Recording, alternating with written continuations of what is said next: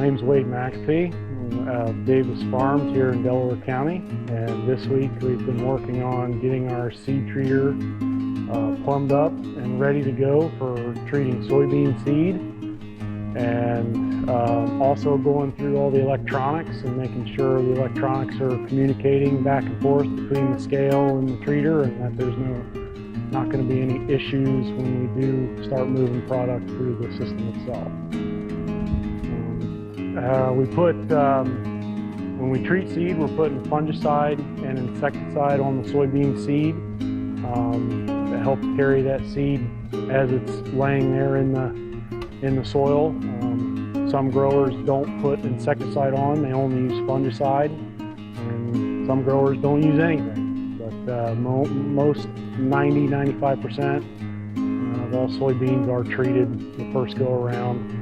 The later it gets in the season, when you get warmer, drier days and the soil is more warmed up, you tend to have less beans that are treated. Yeah, so each bin holds a different seed variety, and sometimes we empty them throughout the season and fill them back up. The bigger tanks hold 3,000 units, and the smaller tanks hold 2,000 units. So beans come in from the tanks outside. They get loaded into this scale, and the scale if I tell it to give me 120 units of a certain variety, it gives me exactly that amount. It's calibrated to that amount. And then once it's in there, I will get my treatment mixes ready to go and have everything set up so that when the seed comes into the treater, it will put on the right amount of treatment per count weight of seed. And so it'd be unit count weight, which is 140,000 seeds per unit. So on this screen here, I'll tell it go. It dumps the seed in. As the seed goes into the treater, it goes through what's called an atomizer, which is spraying seed or spraying treatment around the seed at 360 degrees. It drops into what we call the drum, and the drum spins and kind of like flips and rolls the seed and coats it with the treatment real nice and even, and then helps dry it, and then it comes out here to the conveyor and off into a tender, and away it goes to the grower.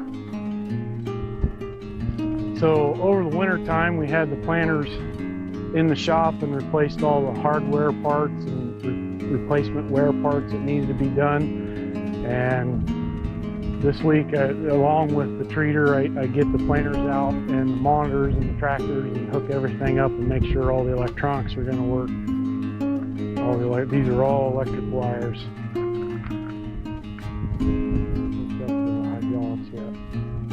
Our GPS units on the tractors that are run on RTK, there's software updates that get put on those. Most of the time yearly, not all the time, but I make sure those are up to date, and if they're not, then I'll get a hold of the dealership and have them come down and update them.